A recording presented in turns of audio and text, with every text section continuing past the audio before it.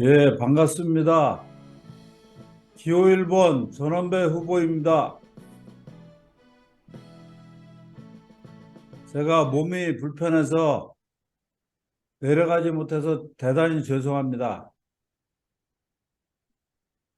어, 저에 대해서 간략한 소개를 하겠습니다. 저는 87년에 학생운동을 마치고 울산에 내려가서 20여 년간 울산 노동운동에 복무해 왔습니다. 현대중공업, 현대자동차 당시 울산이 노동운동의 메카로 불리던 시절 정규직 2003년 이후에는 현대자동차 비정규직 운동까지 혼신의 힘을 다해서 조직화, 투쟁 이런 부분을 위해서 분투해 왔습니다. 2007년 이후 노동조합 운동만으로는 도저히 노동해방 세상을 쟁취할 수 없다라는 그러한 판단 아래 서울로 상경하였습니다. 저의 모든 그동안의 노력과 고투가 울산에 있었지만 거기에 안주할 수는 없었습니다. 서울에 올라와서 여러 연구소와 또 진보신당 이런 당운동을 하면서 노동자 계급의 정치 세력화 그리고 노동조합 운동의 자주성, 연대성, 민주성, 전투성 이런 것들을 관철시켜가기 위해서 노력해 왔습니다. 이번에 제가 출마하게 된 배경에는 이러한 물론 성공도 있었고 실패도 있었습니다. 이러한 다양한 경험이 당의 자산으로 쓰여질 수 있지 않을까 그런 마음 때문에 출마했습니다. 제가 느끼는 당의 현재 상황은 우리가 노동당과 변혁당이 2022년 2월 5일 합당을 해서 새로운 출발을 하였습니다. 그 과정에서 오늘 저하고 같이 출마한 이백연 동지를 사회주의 대선 후보로 어렵게 선출하여 완주하는 성과도 있었습니다. 하지만 대선 이후 우리 당은 정체되어 있습니다. 가장 큰 문제점은 대국민 메시지, 대노동자 계급이라든지 민중운동에 대한 메시지가 사라진 지가 오래되었습니다. 분명히 2024년 4월, 내년 총선이죠. 그런데 가는 과정에서 이미 민주노총이라든지 진보당, 정의당 등 많은 움직임이 있습니다. 근데 우리 당은 그러한 문제에 대해서 아직까지는 거의 침묵으로 일관하고 있습니다. 미리미리 준비해서 대처하지 않으면은 우리가 그러한 흐름에서 낙오되거나 아니면 굉장한 당내 혼란이 초래될 가능성이 크다고 봅니다. 그런 면에서 너무나 내부 자족적 상태로 머무르고 있는 게 아닌가. 그런 부분에서 부대표로서 당선이 되면은 새로운 활력을 넣었으면 하는 생각입니다. 두 번째는 2023년부터 저는 2024년, 5년, 3년의 대격변기가 한국만이 아니고 세계적 격변이 닥쳐왔다고 봅니다. 그래서 천일의 격변 이런 말을 제가 하고 다니는데 아마 우리 세대가 겪어보지 못한 세계적 규모의 자본주의 위기 또 그 위기는 당연히 우리 노동자 계급이라든지 이런 부분에 대해 엄청난 탄압 이게 윤석열만의 문제는 아니거든요. 그리고 국제적 정세 격변 이런 부분이 닥쳐올 가능성이 아주 큽니다. 그런데 이번 노조법 2, 3조 투쟁 과정에서도 보듯이 민주노총은 현재 120만 민주노총은 조직 노동자 내에 안주하고 있습니다. 그렇기 때문에 노조법 2, 3조와 관련돼서 투쟁의 방법이 완전히 거꾸로 되어 있습니다. 120만 조직을 조직해서 곳곳에서 민주당을 압박하고 엄청난 시위와 집회 이런 걸 동반해내면서 진짜 하다 안 되면 단식을 해야 되는데 처음부터 단식을 하였습니다. 이것은 많은 문제점을 내포하고 있습니다. 그런 면에서 우리는 조직노동자인 민주노총과 함께 이번 경제 위기 속에서 가장 큰 생계적 위기에 시달릴 미조직 노동자, 불안정 노동자 약 1,500만에 달하는 그들과 함께 연대하지 않고서는 민주노총도 죽고 1,500만 불안정 노동자도 죽을 수밖에 없습니다. 그런 절체절명의 상황에서 우리 당은 통합된 지 상당 기간이 지났음에도 불구하고 노동 부분에 제대로 된 주체를 세워내고 있지 못합니다. 그래서 기존 노동자 정치행동과 또 변혁당의 노조특위 단위가 힘을 모아서 당내 노동운동에 어떤 주체를 세우는 문제, 그것이 그 어느 때보다도 중요하다고 생각합니다. 그 부분에 있어서 제가 할 수 있는 일을 다하도록 하겠습니다. 두 번째는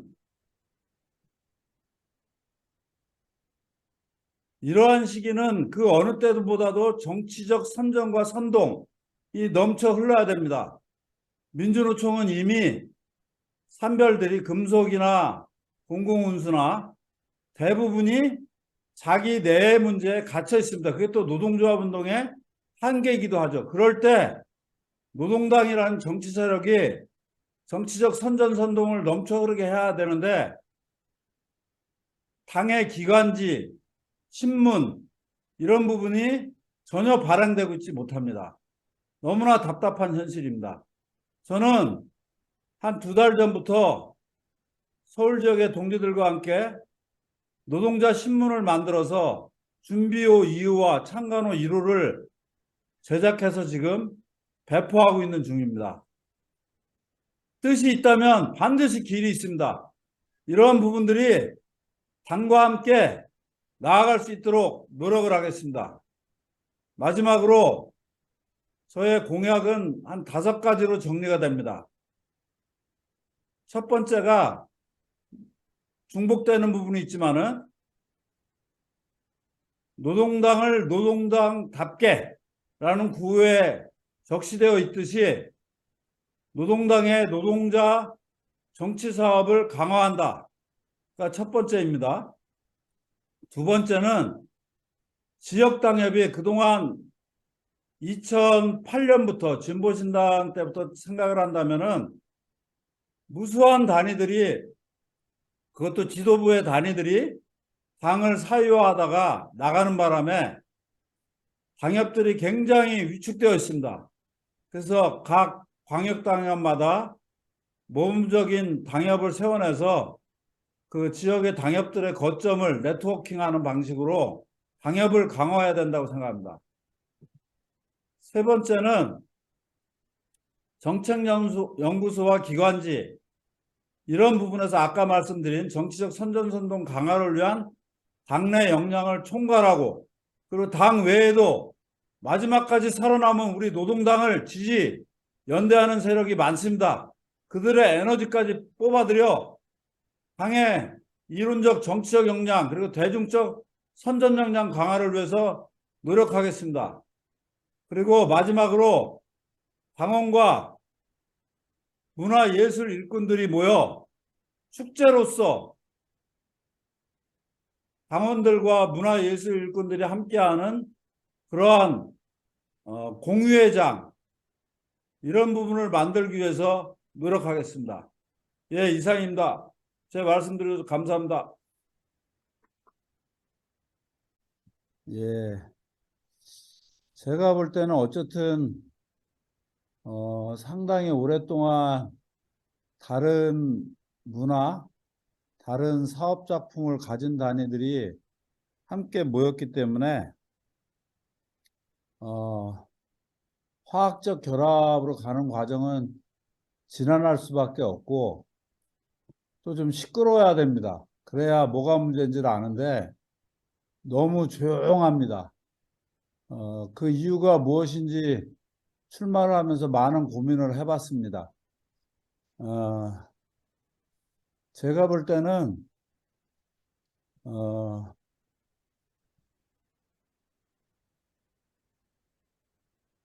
노동당은 이제 2008년 진보신당의 뿌리를 갖고 있는데 2022년 2월 5일 날 이제 합당이 된 거죠. 그런데 가장 우선적으로 제 생각입니다. 저는 노동당 그 출신이다 보니까 2008년부터의 역사에 대한 자기화가 전체적으로 이루어져야 되는데 그 중요한 사안들에 대한 공유 정도가 없거나 별다른 노력이 보이지 않습니다. 그러다 보니 지금 민주노총이 특정 정당, 진보당이죠.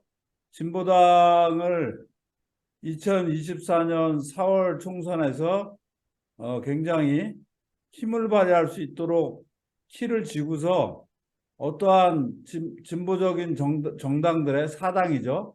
사당들의 연대연합 선거 전술을 짜고 있는데 그런 부분에서 가장 먼저 짚어져야 될 것이 왜 진보정당이 4개로 짜갈라졌는가. 이 부분에 대한 평가가 있어야 되거든요. 근데 당연히 진보당이나 정의당은 평가하지 않습니다. 왜?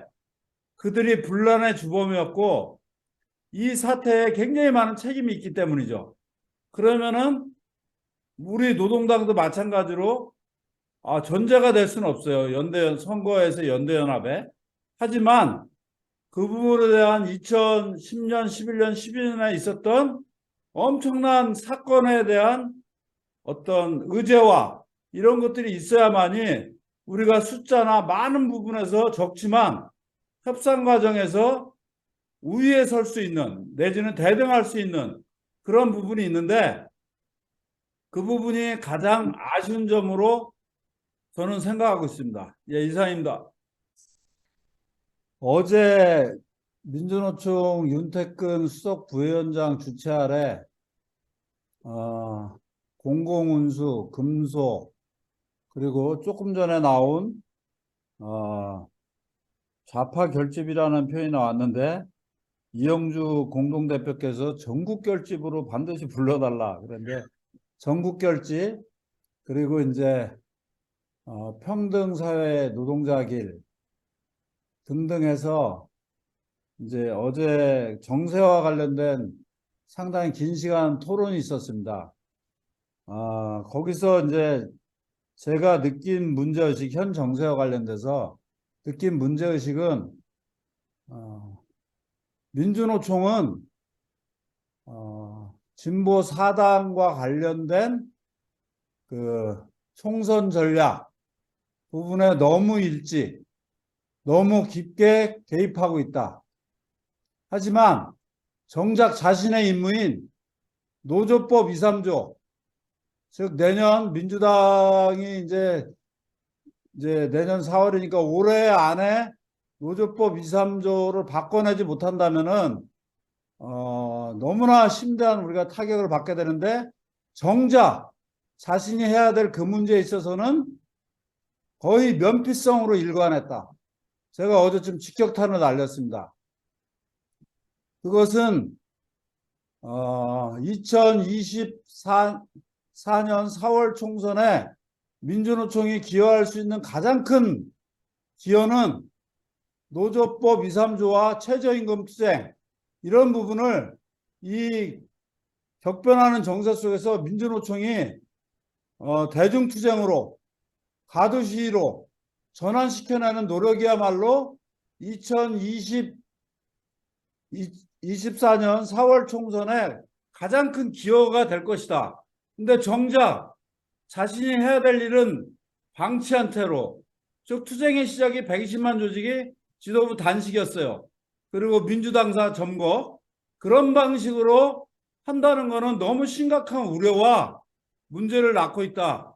그래서 진보 사당은 사당 안에서 내년 4월 총선 관련된 연대연합을 어떻게 해나갈 것인지를 모색하는 거고, 민주노총은 해당 자기 당면 투쟁을 필사적으로 해냄으로써 미조직 1,500만 미조직 불안정 노동자들의 권익까지도 해나가면서 민주노총의 고립을, 윤 정권의 어마무시한 공격에 대한 고립을 타개 나가는 것에 중점을 둬야 된다. 그런데 도대체 현재 투쟁 방향이 어디에 있느냐? 그래서 상당히 저의 문제 제기가 많은 사람으로부터 공감을 얻었고, 앞으로 이제 2월 7일 대대까지 가는 과정에서 적극적으로 문제 제기를 할 동지들을 많이 만났습니다. 저는 정세의 핵심이 일단은 그것이라고 봅니다. 그리고 노동당이 관계할 수 있는 연대의 폭, 주도의 폭은 그 이상을 넘어서기는 어렵다. 중요하지 않다는 게 아니라 그 이태원이라든지 이런 문제가 중요하지 않다. 이런 게 아니고 그런 부분에서 이제 노동자 정치 세력화도 다시 출발될 수 있는 기점이 생기는 건데 현재 민주노총 지도부는 대단히 잘못된 길로 가고 있다. 그 부분에 대한 각 본부나 아래부터의 비판도 대단히 미약하더라고요. 근데 일단 현재 1월 17일 날 단위노조 대표자 회의가 지금 이제 예상과 달리 예측하지 않게 열리게 되었습니다. 그런 데서 우리 노동조합 운동하는 동지들이 이번 투쟁의 방식에 대해서 적극적으로 문제 제기해서 양경수 위원장이 자신의 본연의 임무를 잃고 다른 짓을 안 하도록 강하게 압박할 필요가 있다고 생각합니다. 예, 그 부분에 대해서는 그 정도로 마치고요. 두 번째는 요 민중경선팀이라고 이제 우리 유영현 동지가 써줬는데 저 한상균 동지 중심으로 주도하는 그 부분으로 이제 이해가 됩니다. 그래서 이제 그 단위는 저는 직접 거기에 들어가 있지는 않지만은 제 가까운 동기들이 거기에 많이 가입되어 있습니다.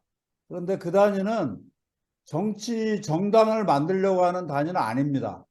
그래서 민주노총의 2024년 4월 총선과 관련된 여러 가지 그 작업 중에 민주노총에만 맡겨두는 것이 아닌 노동운동에 그동안 경력이 있었던 그리고 영향력 있는 동지들이 관계해서 그 연대 연합을 통합적으로 어떻게 해나갈 것인가 그런 부분에 대한 노력으로 보고 있습니다. 저는 그 노력은 일단 긍정적으로 봅니다. 보지만 당연히 아까도 얘기했지만은 왜 민주노동당이라는 그런 엄청나게 대중적 지지 기반을 갖고 있었던 당이 적의 탄압이 아닌 내분으로 무너졌는가에 대한 냉정한 평가와 교훈이 없이 시작되는 운동은 한계가 뚜렷하다고 봅니다.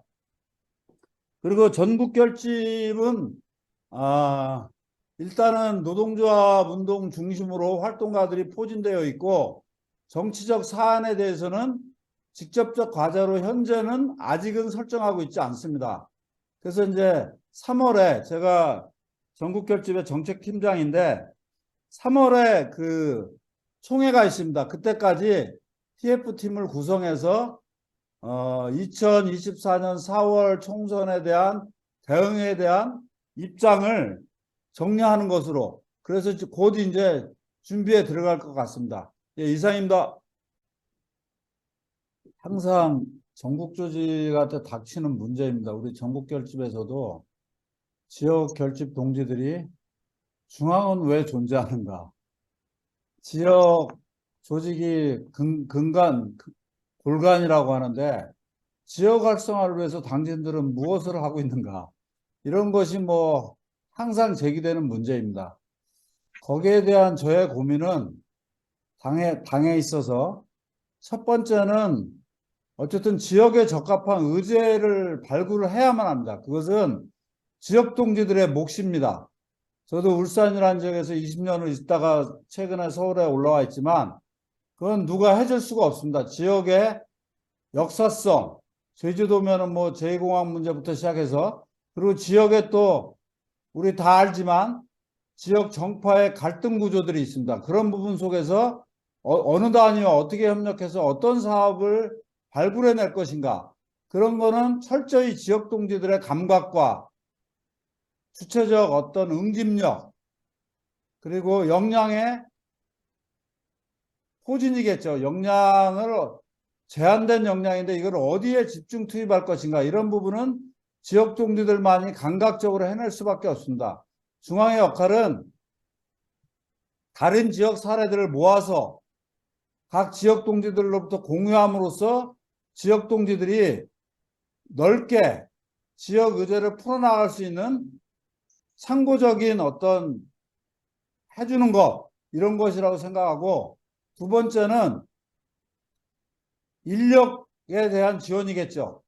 즉 재정 지원이죠. 중앙에서 제주도에 누굴 파견하는 게 아니고 지역에서 일을 잘할 수 있는 동지를 발굴해내고 그 동지들을 중앙의 재원으로서, 물론 어느 지역은 되게 잘 나가요. 그럼 자체 재정으로 가야 되겠죠. 하지만 많은 지역들이 애로를 겪고 있습니다. 그런 부분에 대해서 중앙이 재정을 지원함으로써 상근 역량을 갖출 수 있게끔, 그게 없다면 뭐 총은 있는데 총알이 없는 거죠. 그 두 부분에서 지역 활성화를 위해서 중앙당이 노력해야 될 부분이 아닌가, 이렇게 생각합니다. 이상입니다. 네, 제가 지난 사회주의 후보 이백윤 선거운동을 하면서 아주 가까이에서 이백윤 동지를 지켜볼 수 있었습니다. 제가 볼 때는 아주 성실성이라든지 어떤 겸손함이라든지 많은 부분에서 장점을 갖고 있는, 그래서 어쨌든 출마 선언은 제가 먼저 했는데 이백윤 동지가 출마한다 그래서 굉장히 깜짝 놀랐습니다. 그리고 지금도 많은 고민이 있습니다. 이게 이 잘한 선택인가, 이렇게 계속 가야 되는 거와 관련해서.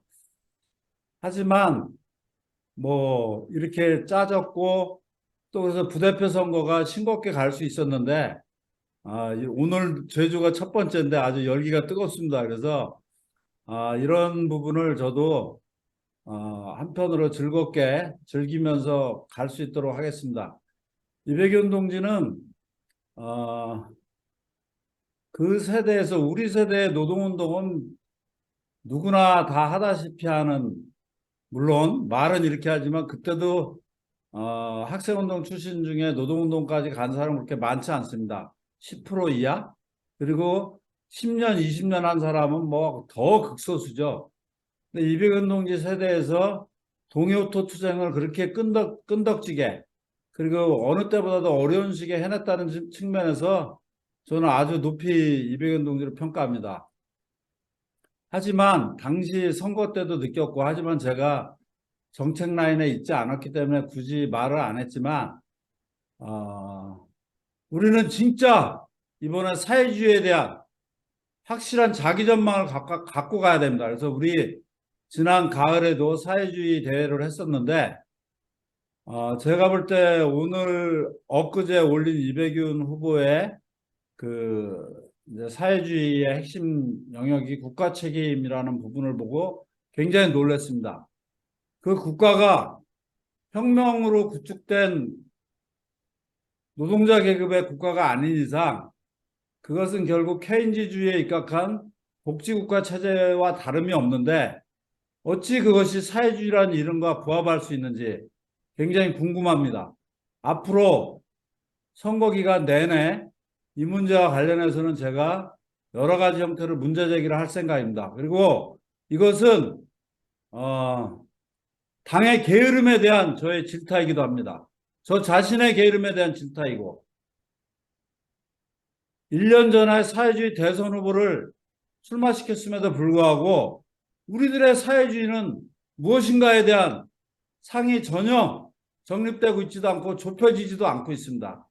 그래서 그런 부분에서 이론적으로 보다 많은 단위들의 그 입장들을 경청하면서 이번 후보 과정을 겪어내고 경선 과정을 겪어내면서 사회주의 인식에 대한 지평이 더 넓어졌으면 좋겠습니다.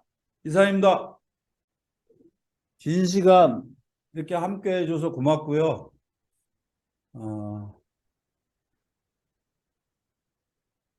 당도, 우리 노동당도, 그리고 우리 대한민국이라는 나라의 노동자, 민중의 삶도, 그리고 더 나아가 세계가 하나라는 입장에서 세계 민중의 삶이 나락으로 떨어지는 위기 상황에 우리는 처해 있습니다.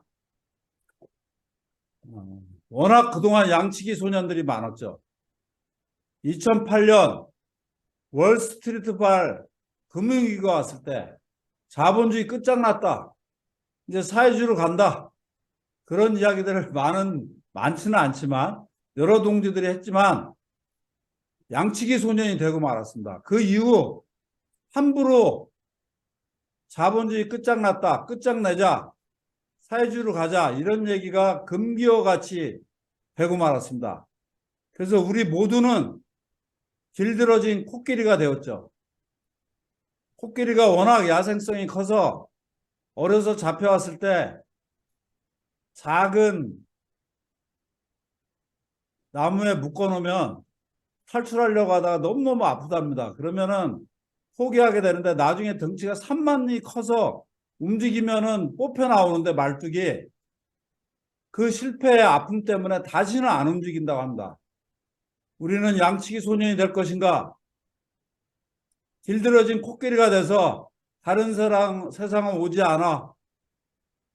그게 아주 깊숙이 각인돼서 여러 변화의 징후, 새로운 변화의 징후에 귀를 닫고 눈을 닫고 가는 게 아닌지 저 자신부터 주위의 동지들을 보면서 많은 반성을 하게 됩니다. 이번 위기만큼은 일국적이지 않습니다. 미국 혼자의 문제가 아닙니다, 지금.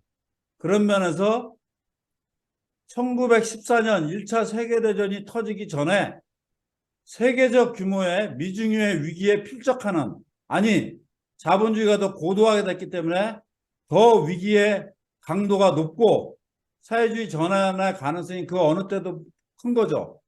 그래서 우리들은 차라리 양치기 소년이 되더라도 이 길들여진 코끼리에서 벗어나야만 한다는 그런 각오 아래 이 30년의 지리한 태가 91, 2년부터 시작된 그거를 벗어나서 힘찬 진군을 할 수 있는 그런 노동당, 그런 한 해가 되었으면 좋겠습니다. 감사합니다.